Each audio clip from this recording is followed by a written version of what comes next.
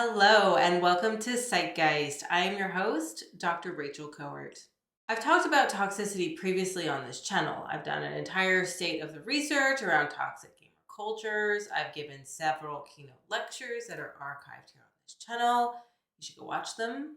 But without fail, whenever I start to have a conversation about toxicity and toxic behavior in games, the same question bubbles to the top. Why does it matter? Why is toxicity such a big deal? Is it actually a big deal? Gamers have been fine forever. Why do you keep talking about it? Now, first off, if you mean this kind of fine, sure, we've been fine. Not been fine. So I'm making this video today to explain the why talking about toxicity in games matters. The long and short of it, it matters because disruptive behaviors that would fall under the umbrella of toxicity negatively impact players, their well-being, their sense of safety, and their freedom to enjoy their human rights in their digital playgrounds. It matters because toxicity in games is shifting our cultural norms in these spaces to ones in which hate is normalized. And perhaps most importantly, in terms of institutional change, it matters because it negatively impacts the bottom line for game studios.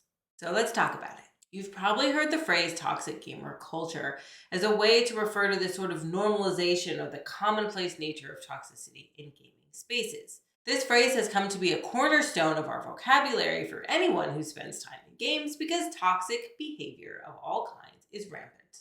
To be clear, in this context, when I say toxic behavior, I mean behaviors that harm another player's health, well-being, or sense of safety. Toxicity is bad, which is maybe the understatement of the decade. Other than it being just objectively unappealing, nobody wants to be at the receiving end of something hurtful or harmful.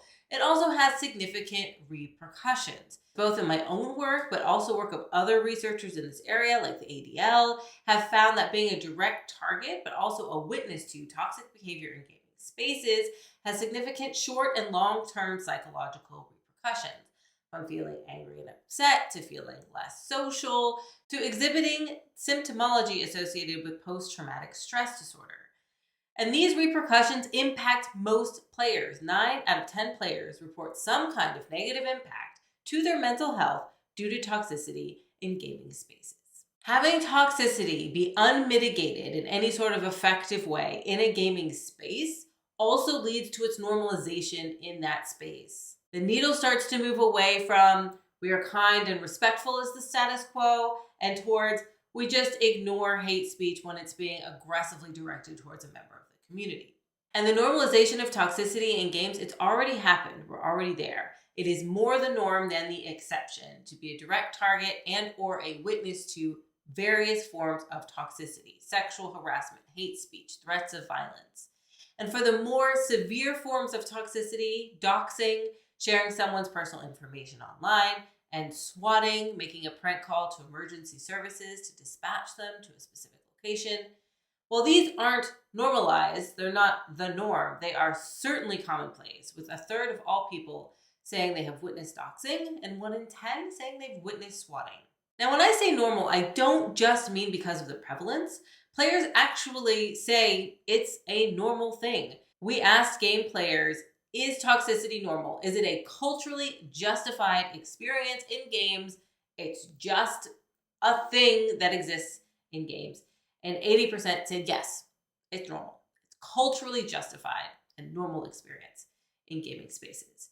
Now, we use the word toxicity specifically because it was vague, so people could kind of take their own interpretation. But then we took it one step further and said, what about hateful behavior? Is hateful behavior normal? Is it a culturally justified experience in games? And 72% still said yes. Now, this needle of normalization, which is kind of a weird analogy, but stick with me. It's primarily moved through 2 psychological processes, de-individuation and social cognition.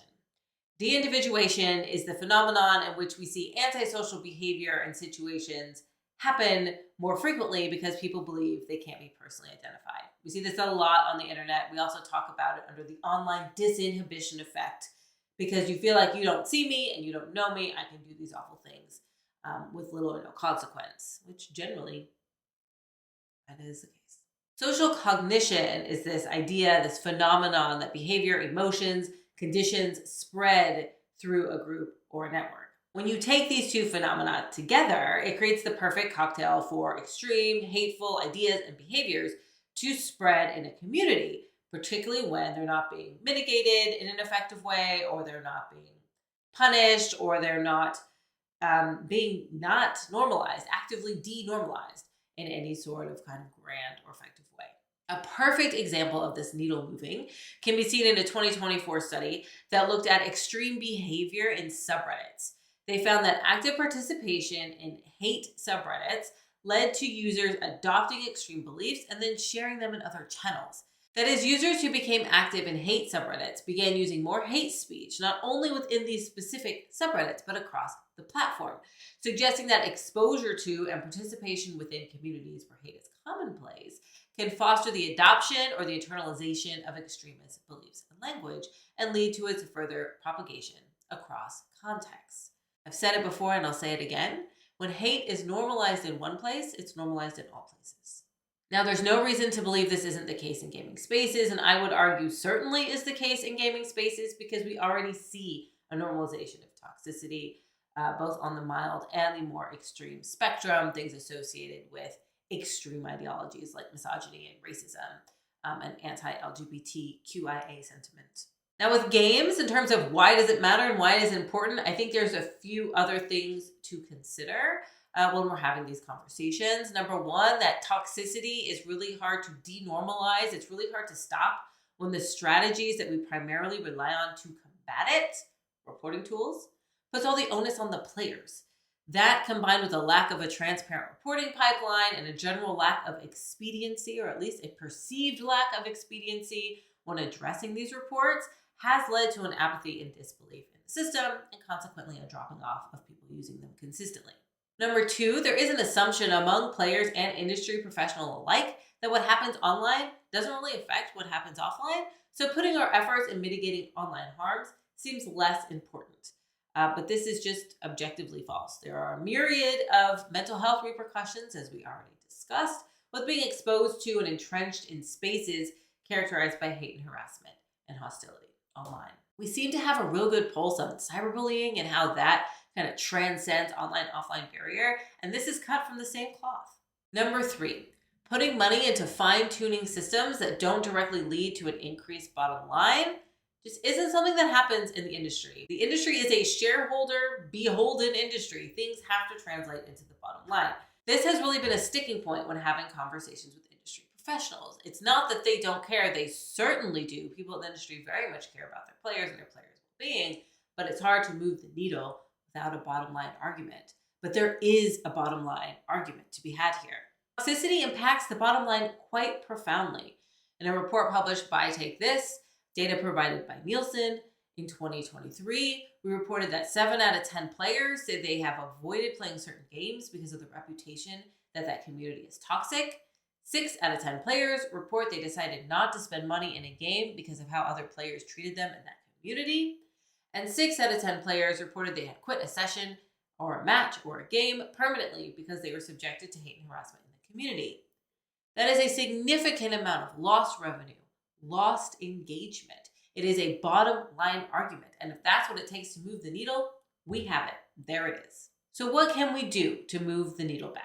We're already seeing some efforts with the development of new communities, new gaming spaces. More and more are being built with community design in mind, with a greater prioritization on community management than we've seen in the past, which is really great.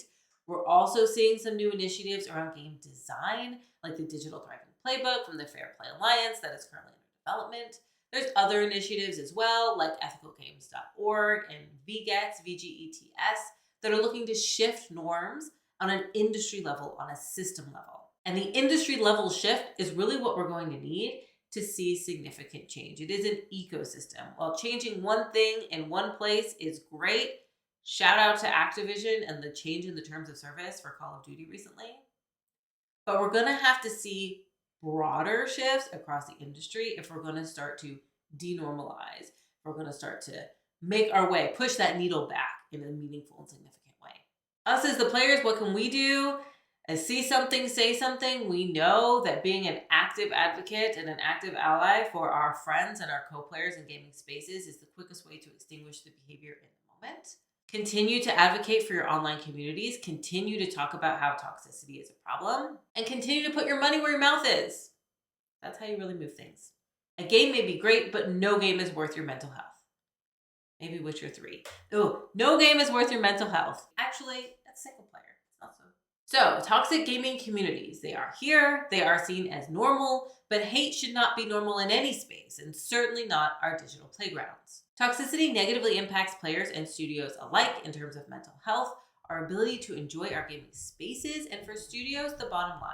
It matters because online and offline is a false dichotomy, and what happens online certainly matters offline. So let's keep talking about it and keep moving that needle of change. If you like this video and want to see more, please like and subscribe. And until next time, be excellent to each other and always cite your sources.